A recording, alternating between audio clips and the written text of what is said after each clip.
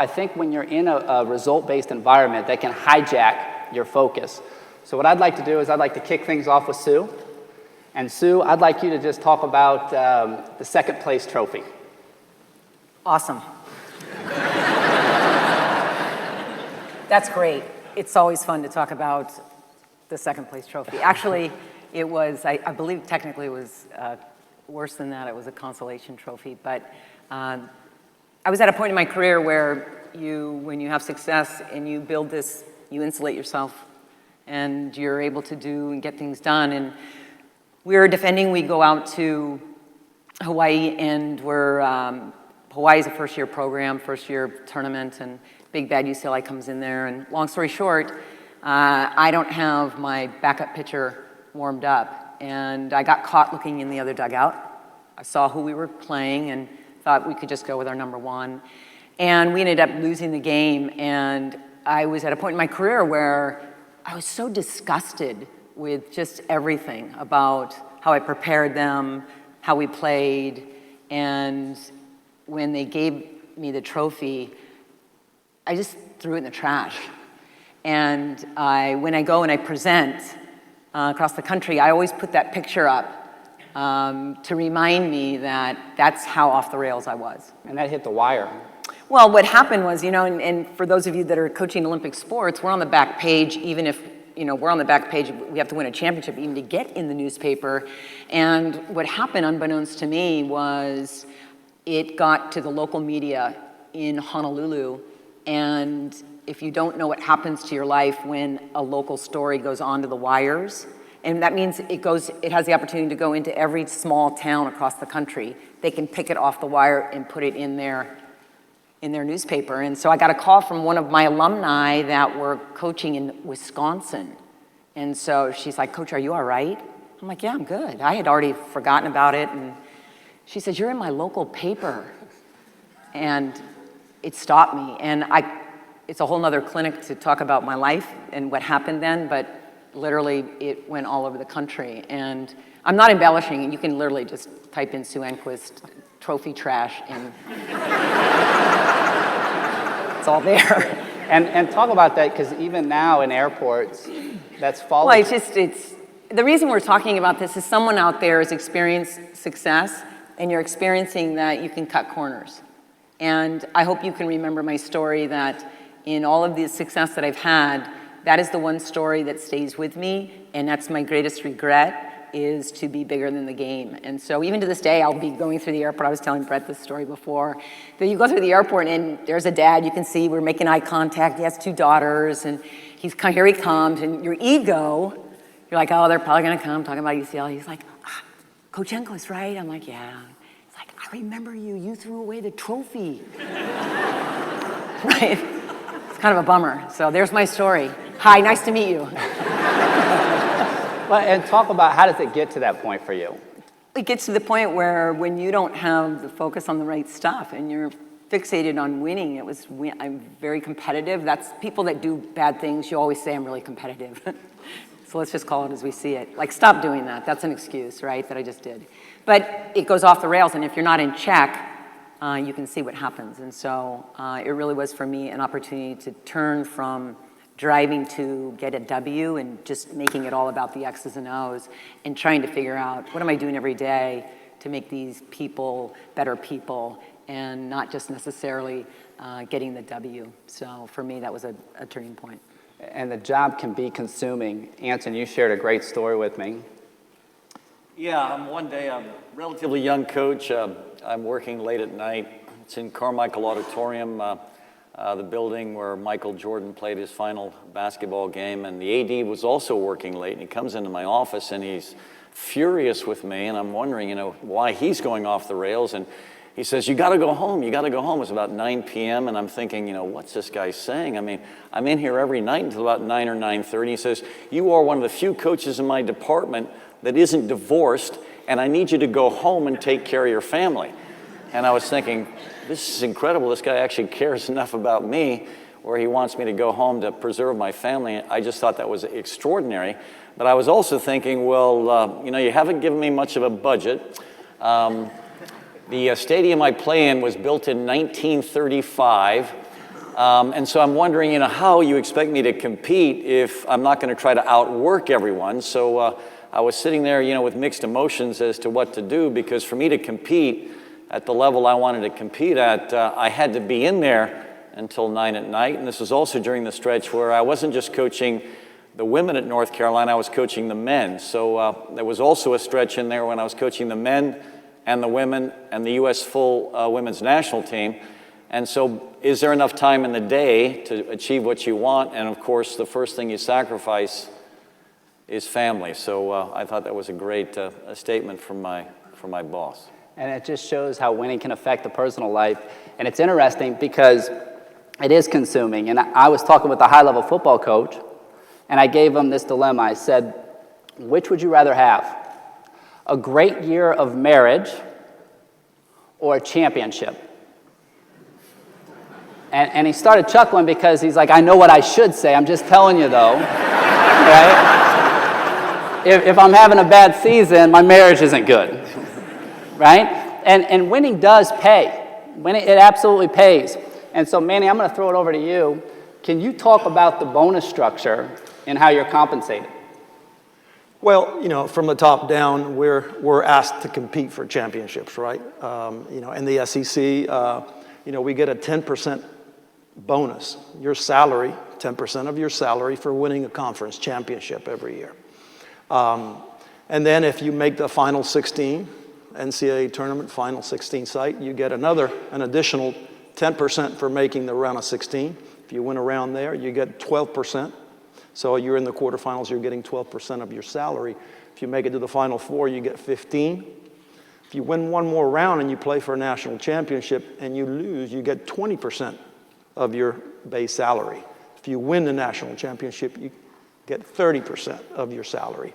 So there's definitely an incentive there to win at the highest level. Everything is performance-based, right? Everything is performance-based. And Mouse, that's not uncommon. No, I think I want to go work with him. Nah. I only get a bonus if I get a trophy. So if we obviously win the SEC, we get a bonus, and if we're top 4, get a trophy at the NCAA meet. But I like the 16 thing works for me. Well, my AD came from your place. I know. Well, heck, if this is what happened with me, I would have retired 20 years ago. Exactly. And so, Sue,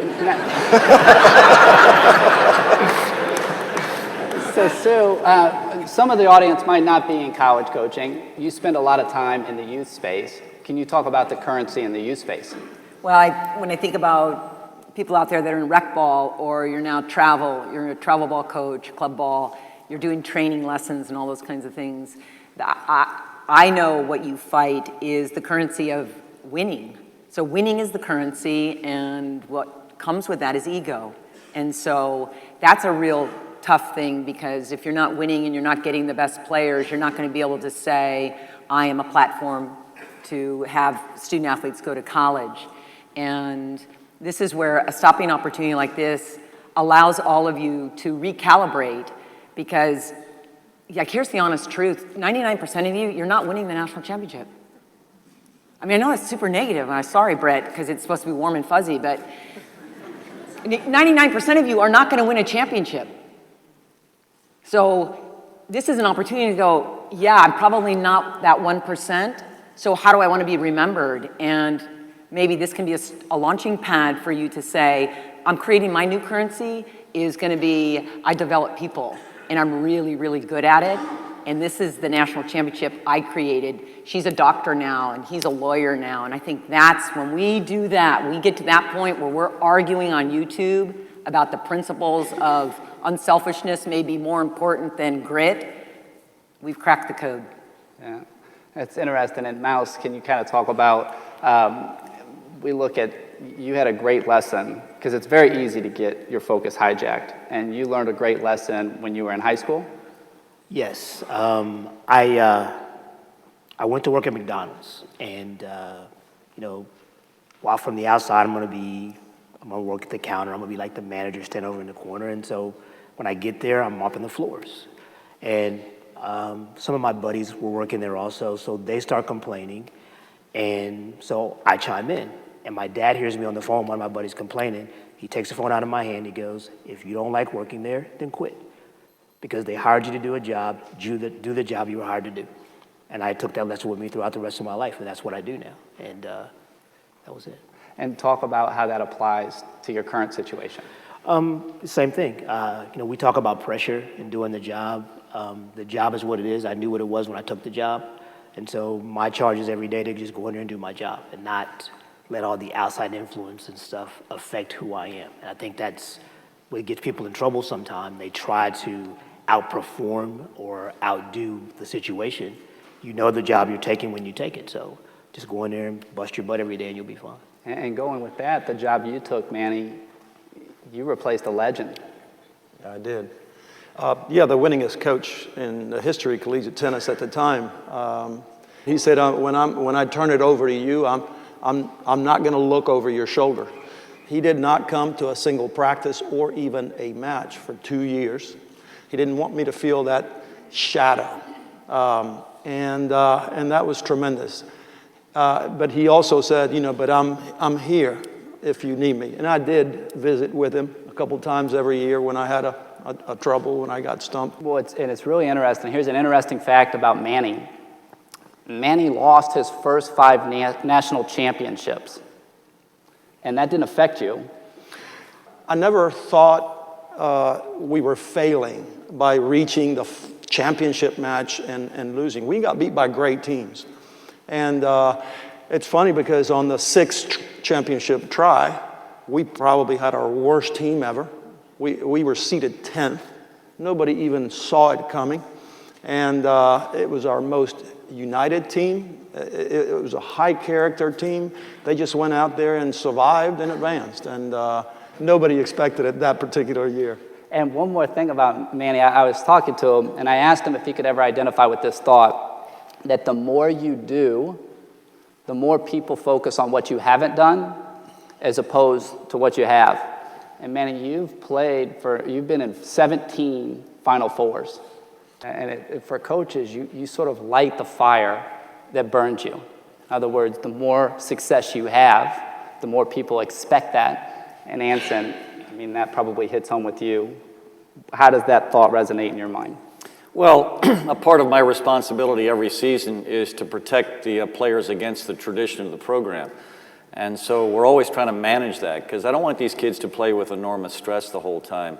We're in a unique position. Every single graduating class has won at least one national championship. And so the reunion game is, how many did you win? Did you win 4, 3, 2, or 1? Well, now it's getting a little tougher, and we still graduated a class that won a national championship, but if we don't win one this year, this will be the first class that graduates without a national championship. And so I know my kids already are under enormous stress, and so I think my responsibility, my moral imperative is to protect them from their traditions. So that's what I'm how do you protect them? Well, honestly, what's cool about where I live is I've got 2 remarkable coaches that coach at a high level in basketball right next to me. I've got Roy Williams, of course, our coach at North Carolina, and Krzyzewski. And what was cool about this year is I TiVo all of their basketball shows. And so I'm listening to Krzyzewski's show because, of course, he's managing the success of his program because he's coming off a national championship. And it's fantastic listening to him manage the fact that this team isn't anywhere near the team he had the previous year when he won. And I think my moral imperative is to protect these extraordinary young women from the tradition of winning championship after championship. So this will be sort of an interesting fall for me.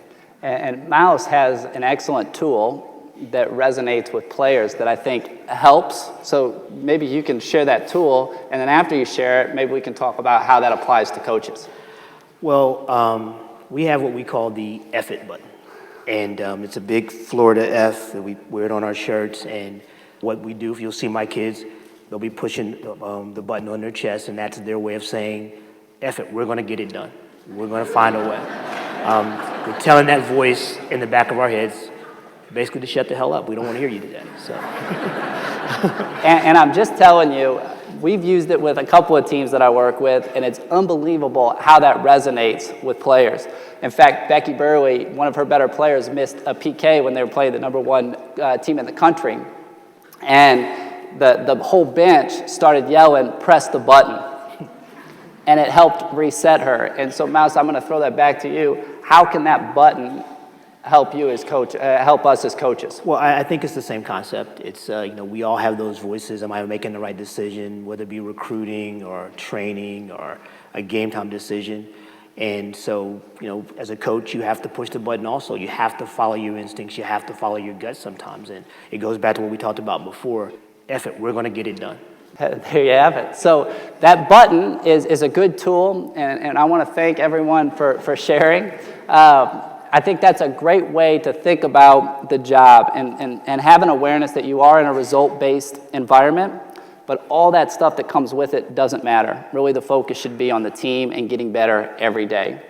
Let's thank everyone for being here and sharing.